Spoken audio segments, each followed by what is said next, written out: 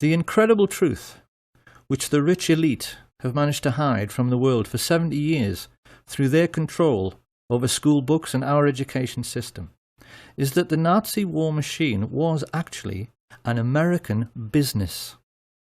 And for the Rockefellers, DuPonts, Harrimans, Walkers and Bushes in particular, it was a highly lucrative business.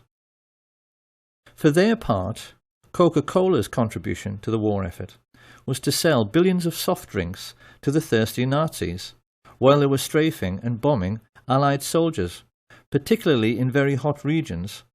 In the desert, where refrigerators tend to be scarce, there were even stories of Messerschmitt pilots wrapping wet towels around bottles of Coke, tying them to their aircraft, then flying up to altitude, where the cold and the wind chill turned the wet towel into a solid block of ice.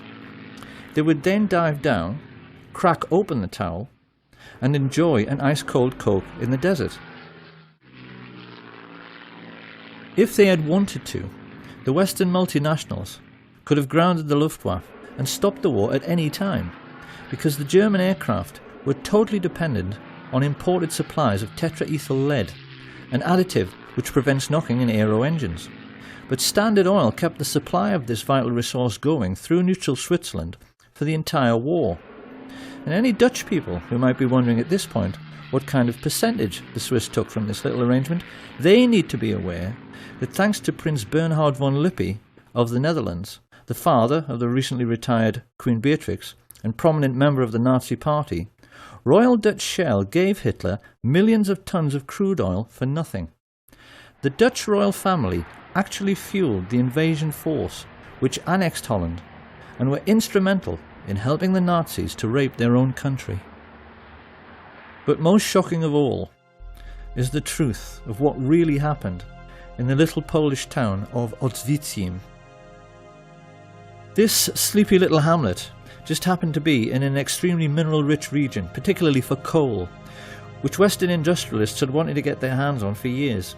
With the coming of the Hitler regime and the invasion of Poland, the fascist financiers had the bright idea of turning this conquered region into an investor's paradise by building a Nazi concentration camp near the town and utilising the slave labour available to drastically reduce their own production costs.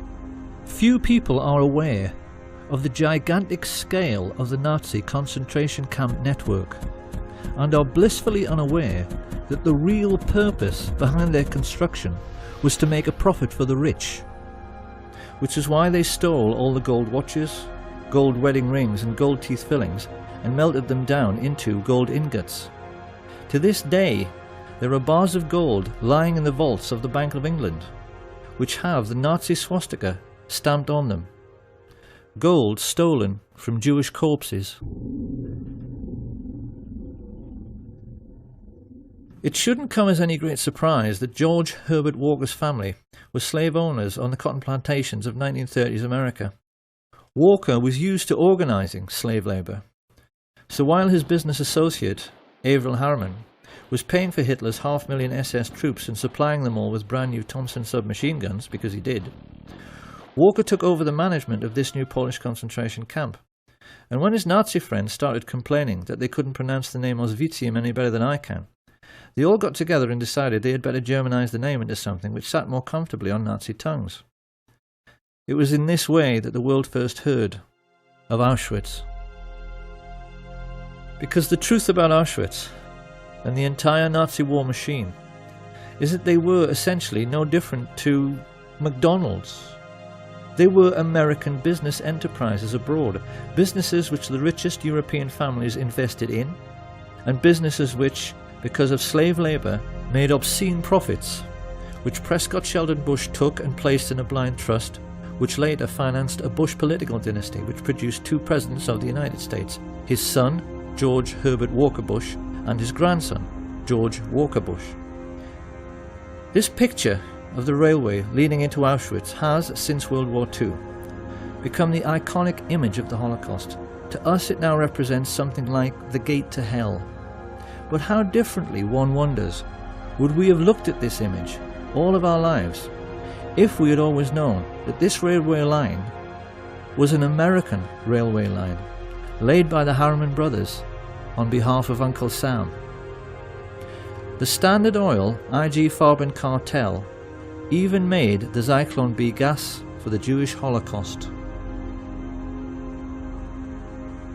Now, anyone who at this point is thinking that all this simply cannot be true, because if it was, someone would have sued, well, someone did. This information came into the public domain because of a Dutch intelligence agent who was so disgusted when he found all of this out, he leaked it to the press, as a result of which two very senior Jewish gentlemen, Kurt Julius Goldstein and Peter Gingold, filed suit against the American government. Of course, the more discriminating among us will now be asking how it can be that this story went completely unreported in the mainstream media. One might just as well ask why the Times in London was writing favourable stories about the Nazi concentration camps throughout the 1930s, and why Lord Rothermere was still referring to Hitler as a great gentleman as late as 1940. You really would think by now that people would have realised that it isn't so much the bias in the media which really matters, it's the things they know about, but never tell you, that really matter. Because the truth is that the press knew exactly what was going on in the concentration camps all through the war. They never said a word about it, because they knew who was making money from the slave labour.